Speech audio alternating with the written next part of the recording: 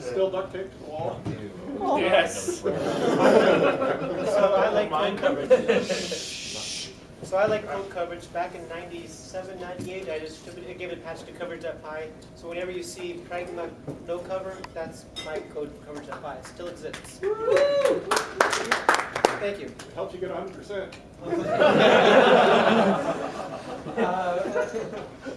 The thing is, I think branch coverage is even better. And coverage.py, as of last December, I believe, now has it by introspecting the bytecode and doing analysis of that. The question is can we do better? I want to introduce you to the AST module. The AST module is out 2.6. Before then it was _AST without the extra support code.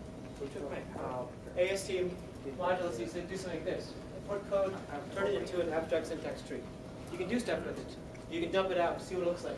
It's complex, even more complex because it actually tells you what the line number is and what the column position is of each of the statements and expressions inside the tree. This is the same code that Python is using to parsing. So you will have access to the exact parse tree that Python has. Here is me making a function which is basically saying print code.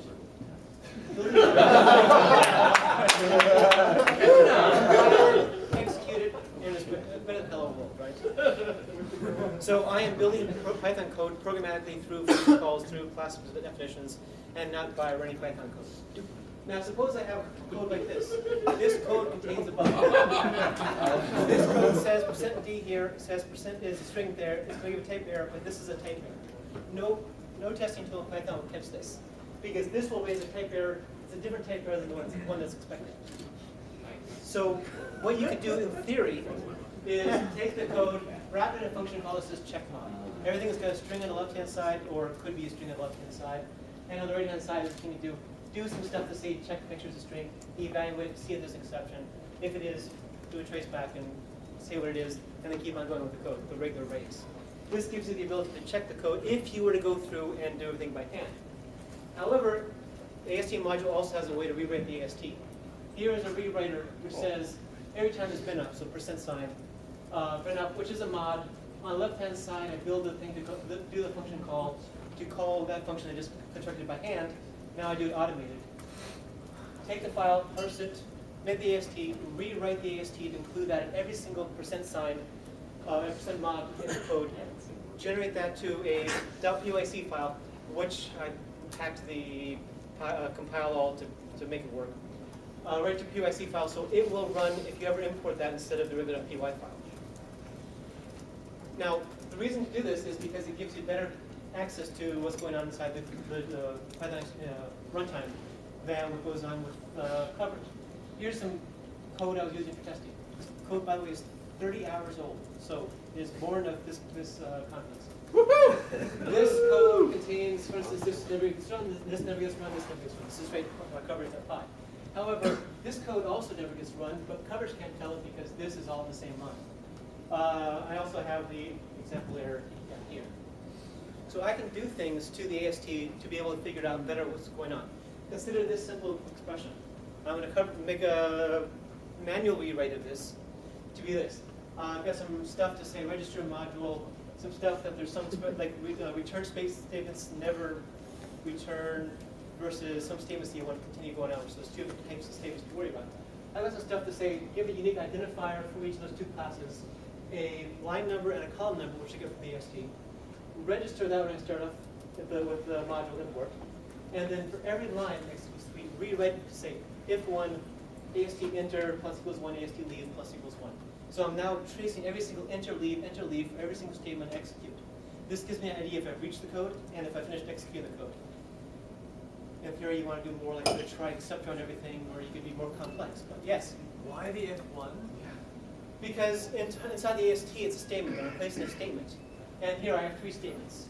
So I have to replace one statement, one statement. And I do one statement, which is if statement, which then contains substatements. And the people optimizer inside of Python says, if one, I know to throw that away. So there's actually no extra overhead in the runtime, other than these dictionary plus equal 1 plus equal 1.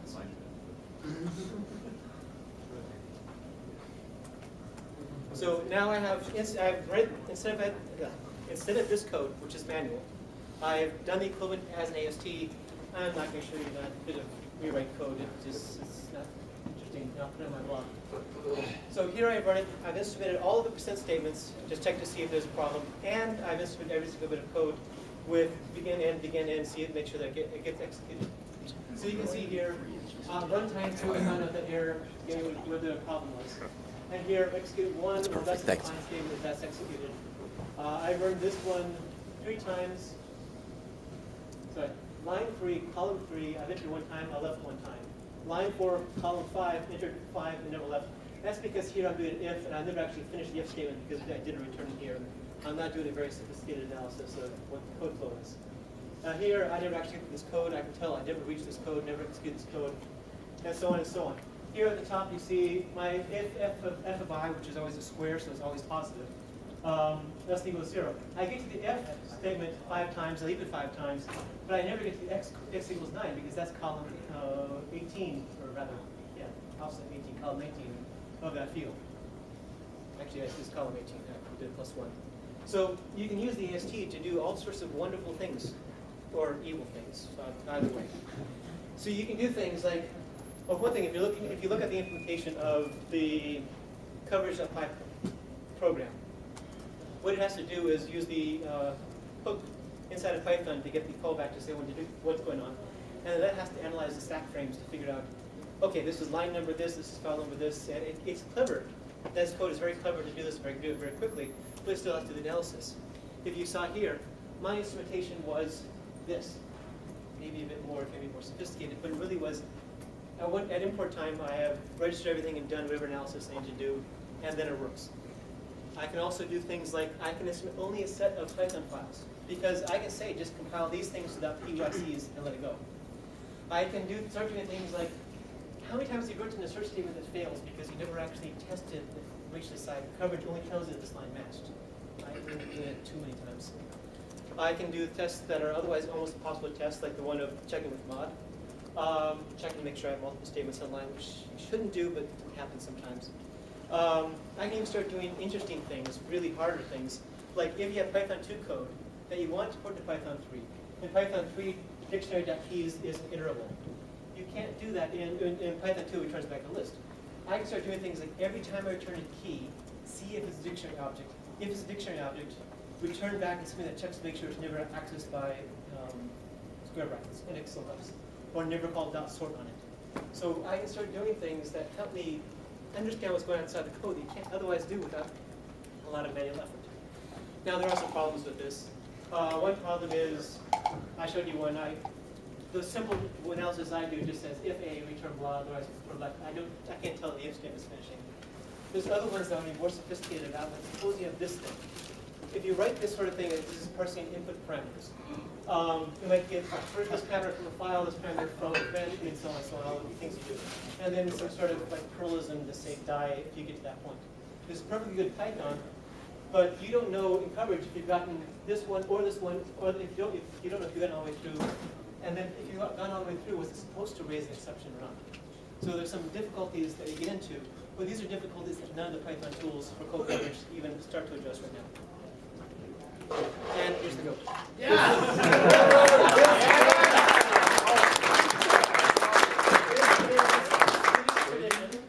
It's before the time of Santa Claus, and I don't understand it myself, but they have little goats around, and this is the biggest straw goat in the world. And they have to tell it every year because vandals burn it up.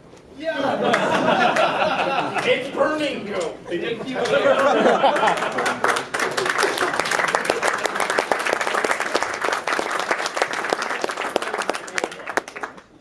I would just like to point out that for this next talk, I need to be seriously